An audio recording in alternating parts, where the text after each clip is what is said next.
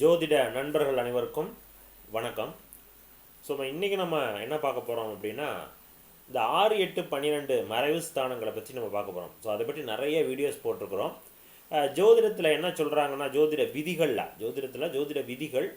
என்ன சொல்கிறாங்கன்னா, 6, 8, 12 ஒரு கிரகம் மறைஞ்சிருச்சுன்னா அதனுடைய காரக ஆதிபத்தியத்தை தராது அல்லது குறையும் அப்படின்னு சொல்கிறாங்க. ஏன்னா அது 12ஆம் இடத்துல, 6ஆம் இடத்துல, 8ஆம் இடத்துல ஒரு கிரகம் மறைஞ்சிருச்சு, அப்போ அதனுடைய காரக ஆதிபத்தியம் செயல்படாது அல்லது குறைவாக இருக்கும், இல்லைன்னா தடையாகும், தடுமாறும் அப்படின்லாம் சொல்கிறாங்க. அப்போ அது உண்மையிலேயே நடக்குமா, அப்படி தான் இருக்குமானா அப்படி இல்லை. அப்போ 6, 8, 12 ஒரு கிரகம் மறைந்தாலும் அதனுடைய காரக ஆதிபத்தியத்தை செய்யும். ஆனால் எப்படி செய்யும், அது சுபத்துவம் பாவத்துவங்கிறத பொறுத்து. அந்த வீட்டின் எந்த வீடு, அந்த 8ஆம் இடம், அந்த வீடு அந்த கிரகத்திற்கு நட்பு வீடா பகை வீடா, எந்தெந்த கிரகத்தோடு சேர்ந்துருக்குங்கிறத பொறுத்து அந்த கிரகம் அதனுடைய காரக ஆதிபத்தியத்தை தரும். ஓகே, அந்த 8ஆம் வீடுங்கிறது அந்த ஜாதகருக்கு, அந்த லக்னத்திற்கு நட்பு வீடாக இருந்துச்சுன்னா அதனுடைய காரக ஆதிபத்தியம் கொஞ்சம் நல்லா பெட்டராகவே தரும். இல்லை, சரிங்களா? இல்லாத பட்சத்தில் என்னாகும், அந்த காரக ஆதிபத்தியத்தில் குறையோடு தரும் அப்படிங்கிறத புரிஞ்சுக்கணும். ஸோ இப்போ இந்த பாயிண்ட்டை தான் நம்ம ஒரு உதாரண ஜாதகத்தை வச்சு சொல்ல போகிறோம். ஒரு டாக்டரோட ஜாதகம், மருத்துவரோட ஜாதகம் எப்படியெல்லாம் இருக்கணும் அப்படிங்கிறதுக்கு நம்ம நிறையா சொல்லியிருக்கிறோம். அதில் பார்த்தீங்கன்னா முக்கியமாக பார்த்தீங்கன்னா, ஒரு மருத்துவர் ஆகணும்னா செவ்வாயினுடைய தொடர்பு இருக்கணும். ஓகே, செவ்வாய் பலமாக இருந்தால் தான் மருத்துவர். அதுவும் பார்த்தீங்கன்னா ஒருவர் மருத்துவர் ஆகணும்னா செவ்வாய் நடப்பு தசாபுத்தியோடு தொடர்பில் இருக்கணும். ஓகே, அவர் 2ஆம் இடத்தோடைய 10ஆம் இடத்தோடைய தொடர்பு அதெல்லாம் தேவையில்லை. இங்கே 2ஆம் இடத்தோடையும் 10ஆம் இடத்தோடு தொடர்பு இருந்தால் தான் அவர் மருத்துவர், செவ்வாய் இருந்தால் தான் மருத்துவர், அப்படிலாம் கிடையாது.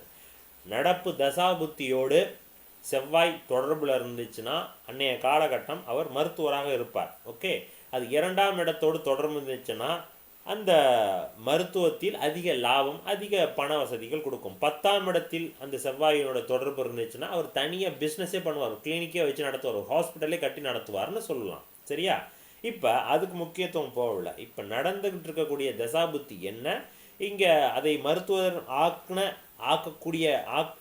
ஆக்க இருந்த அந்த கிரகம் என்ன, செவ்வாய். அப்போ செவ்வாய் எந்த இடத்துல உட்காந்துருக்கார், இவ்வளோதான் விஷயம். அது எப்படி இருக்கு அப்படின்னு பார்க்கணும். அப்போ இந்த ஜாதகத்தில் மகர லக்னம் அண்டு கன்னி ராசி. ஓகேங்களா? மகர லக்னம், கன்னி ராசி, அஸ்த நட்சத்திரம் 1ஆம் பாதம். இப்போ இவருக்கு என்ன காலகட்டத்தில் இவர் அந்த மருத்துவத்தை முடித்தார் அப்படின்னு பார்த்தீங்கன்னா, உங்களுக்கு சந்திர திசை தானே, அஸ்த நட்சத்திரம் சந்திர திசை. அப்போ செவ்வாய் திசையும் ராகு திசையும் த மேஜர் பொசிஷன். ஓகே, அப்போ பாருங்கள் 2014 வரைக்கும் ராகு திசை போகுது. இங்கே பாருங்கள், இந்த தசாபுத்தியை நான் காட்டுறேன். இப்போ பாருங்கள், சந்திர திசையில் பிறந்திருக்காரு, செவ்வாய் திசை 96 வரைக்கும் போயிடுச்சு, ராகு திசை 2014. அப்போ இன்பிட்வீன் அந்த 89 90லேருந்து 2014 இந்த காலகட்டம் இவர் மருத்துவர் ஆவணதுக்கான காலகட்டம். ரொம்ப லாங் பீரியடு இருந்தாலும் இன்னமும் ஒரு மருத்துவராக தான் இருக்கிறாரு. ஆனால் மருத்துவர் ஆனதுக்கான காலகட்டம் சூழல் நடந்தது செவ்வாய் திசை ராகு திசை. கண்டினியூஸாக எதை நான் சொல்ல வர்றேன், கண்டினியூஸாக செவ்வாயினுடைய தொடர்பு இருக்குது. ஓகேவா? அப்போ செவ்வாய் திசை மருத்துவர் ஆகணுங்கிற அமைப்பு இயல்பாகவே கொடுக்குது. இங்கே பாருங்கள், 8ஆம் இடத்துல செவ்வாய் மறைஞ்சிருச்சு. மறைஞ்சா இந்த ஜாதகத்துக்கு அஷ்டமாதிபதி பகை வீடு தான், இந்த லக்னத்துக்கு அது பகை வீடு தான். ஆனால் என்ன, இந்த செவ்வாய் அவருக்கு அது பிடிச்சமான வீடு, சூரியனோட வீடு, அதுக்கு பிடிச்சமான வீடு, நட்பு வீடு. அந்த ஒரு காரணத்தினால நடந்தது செவ்வாய் திசைங்கிறதுனால அடுத்து வரக்கூடிய ராகு திசை செவ்வாயோடு இருந்ததுனால, செவ்வாய் குரு சனி இந்த காம்பினேஷன்ஸில் தான் இந்த ராகு திசை நடந்திருக்குது. இந்த காம்பினேஷன்ஸ்னால தான் இந்த மருத்துவர் அப்படிங்கிறதுல போகிறார். சரிங்க, அப்போ மருத்துவரை கொடுத்துருச்சு. எதுக்கு சொல்லுவோம், செவ்வாய் சுபத்துவம் ஆனால்தான் மருத்துவர். செவ்வாய் பலவீனமாக ஆக ஆக அவருடைய தொழில், அவருடைய உத்தியோகம் கேட்டகரி குறைஞ்சிக்கிட்டே வரும். ஒரு அதிக பலமாக இருந்துச்சுன்னா மருத்துவர் அல்லது ஸ்போர்ட்ஸ்மேன் அல்லது உயர் பதவி ஐஏஎஸ் ஐபிஎஸ் கேட்டகரியில் அதிகாரம் கொண்ட ஒரு பதவிக்கு போவார். செவ்வாயினுடைய பலவீனம் ஆக ஆக அவருடைய கடைநிலை லெவலுக்கு கொண்டு போவார். ஒரு கறிக்கடையை வைக்கிறதா இருக்கலாம், அல்லது ஒரு சாதாரண ஒரு வெங்காய மண்டி வச்சு ஓட்டுறதா இருக்கலாம், வெங்காய கடையை வச்சு ஓட்டுறதா இருக்கலாம்.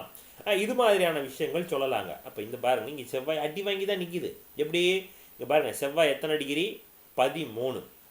ஓகே, ராகு 1 டிகிரி, ஐ மீன் அப்போ தான் உள்ளே வருதுன்னு வச்சோம், அந்த வீட்டுக்குள்ளே அப்போ தான் உள்ளே வருது.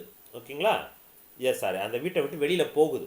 ராகு அந்த வீட்டை விட்டு வெளியில் போகுது. அப்போ செவ்வாய்க்கும் ராகுக்குமான இடைவெளி கிட்டத்தட்ட ஒரு 10-13 டிகிரி நிற்கிது. இந்த இடத்துல குரு செவ்வாயோட மிக நெருக்கத்தில் நிற்கிது. அப்போ செவ்வாய் இந்த இடத்துல குருவால் கொஞ்சம் சுபத்துவம் ஆகுதுன்னு அர்த்தம். இங்கே சனியும் நிற்கிது, சனிக்கும் செவ்வாய்க்கும் தொடர்பே இல்லை. இங்கே செவ்வாய் குருவால் சுபத்துவம் ஆகிறதுனால தான் அங்கே பகை வீடாக இருந்தாலும் இந்த இடத்துல அவருக்கு செவ்வாயினுடைய காரக அமைப்பை கொடுக்குது. சரிங்களா? அப்போ இந்த 8ஆம் இடத்துல மறைஞ்சிருச்சு, இந்த லக்னத்துக்கு அது பகை வீடு. எப்படி வச்சுக்கிட்டாலும் இங்கே இடத்துல செவ்வாயினுடைய வேலை செய்யக்கூடாது தானே. ஆனால் என்ன அர்த்தம்? அந்த வீடு அவருக்கு, அதாவது நடந்த தசாபுத்தி செவ்வாய் தசை தானே, அந்த செவ்வாய்க்கு நட்பு வீடு. ஓகே, நண்பரோட இணைஞ்சு நிற்கிறார், குருவோட இணைஞ்சு நிற்கிறாரு, மிக நெருக்கத்தில் குரு நிற்கிறாரு. அதை தாண்டி தான் ராகு, அதை தாண்டி தான் சனி. அதனால் பெரிய பாதிப்பு இல்லை. ஓகே, அதனால் இவர் அந்த மருத்துவர் அப்படிங்கிற கேட்டகரிக்கு வரார். ஆனால் ராகு தசை எப்படி இருந்திருக்கும்? ராகு இந்த கலப்பு பலன் முழுமையாக இருந்திருக்கும். குரு செவ்வாய் சனி காம்பினேஷன்ஸில் தான் இருந்திருக்கும். ஆனால் என்ன அர்த்தம்? இந்த ராகு திசை தி பெஸ்ட்டாக இருந்திருக்குமானா இருந்திருக்கிறதுக்கு வாய்ப்பு இல்லை. ஏன்? ராகு உங்களுக்கு அப்படியே சூரியனை போல வேலை செய்வார், அஷ்டமாதிபதி போல வேலை செய்வார். அப்போ இந்த ஜாதகத்துக்கு சூரியன் அஷ்டமாதிபதிங்கும் பொழுது அதனுடைய வேலை என்ன? நெகட்டிவே கொடுக்கணும், கெடுபலங்களே கொடுக்கணும். அப்போ ராகு திசையிலையும் மருத்துவருங்கிற கேட்டகரி கொடுக்கும். ஆனால் தி பெஸ்ட் மருத்துவராக கொடுத்துருக்குமா? இல்லை. அப்படிங்கிறது தான் என்னோட ஆன்சர். இவரும் அப்படித்தான் இருக்கார், தி பெஸ்ட் மருத்துவரா இல்லை. அப்போ இதை எதுக்கு சொல்கிறோம்? செவ்வாய் பலமாக இருந்தால் தான் ஒரு மருத்துவர். செவ்வாய் பெரிய அளவில் பலம் இல்லை, பலம் குறைவாக தான் இருக்குது அப்படின்னா ஒரு மருத்துவத்துறையில் இல்லையா அப்படின்னா அப்படி கிடையாது. மருத்துவத்துறையில் இருப்பாங்க, ஆனால் தி பெஸ்ட் மருத்துவராக இருப்பாரா? எல்லாரும் அப்போலோ ஹாஸ்பிட்டலில் வேலை செய்யக்கூடிய ஒரு மருத்துவராக இருக்குமா? இல்லை பெரிய ஹைஃபையான ஒரு மல்டி ஸ்பெஷாலிட்டி ஹாஸ்பிட்டலில் வேலை செய்யக்கூடிய அல்லது அதை ரன் பண்ணக்கூடிய மிகப்பெரிய டீனாக இருக்காரா? அது மாதிரியான அவரும் டாக்டர் தான். ஒரு சாதாரண ஒரு கிளினிக் வச்சு நடத்திக்கிட்டு இருக்காரு, 2 பேர் தான் ஒரு நாளைக்கு வருவாங்க, அவரும் ஒரு டாக்டரா? 2 பேரும் ஒரே பேர் சொல்லக்கூடாது. அப்போ அவருடைய ஜாதகத்தில் எப்படி இருக்கும்? ஒரு நார்மல் ஒரு தெருவு மூலையில் ஒருத்தர் உட்காந்து ரன் பண்ணிக்கிட்டு இருக்கார் டாக்டர், அவரோட ஜாதகம் எப்படி இருக்குன்னு நம்ம டிரைவ் பண்ணி பார்க்கணும், வித்தியாசத்தை சொல்லணும். அப்போ குறை இருக்க இருக்க இருக்க அந்த மருத்துவ உலகில், ஐ மீன் மருத்துவத்தில், அந்த மருத்துவத்துறையில் பெரிய அளவில் முன்னேற்றம் கொடுக்காது, அல்லது அவருக்கு அந்த அளவுக்கு தான் இது இருக்கும், இந்த நாலேஜ் இருக்கும். ஓகேவா? அப்போ இந்த அளவு தான் நம்ம புரிஞ்சுக்கணும். ஸோ அதனால் செவ்வாயினுடைய தொடர்பு வந்துருச்சுனாலே மருத்துவர் கேட்டகரிக்கு போயிடலாம், அது ஒன்றும் பிரச்சனை கிடையாது. கையில் காசு இருந்துச்சுன்னா பேமெண்ட் கோட்டாவில் போயிடலாம். ஆனால் சிறப்பான மருத்துவர் வரணும்னா அதுதானே ரொம்ப முக்கியம். மருத்துவங்கிறது வந்து சும்மா சாதாரண விஷயம் கிடையாது, எல்லாம் படிச்சுட்டு போகலான்ட்டு.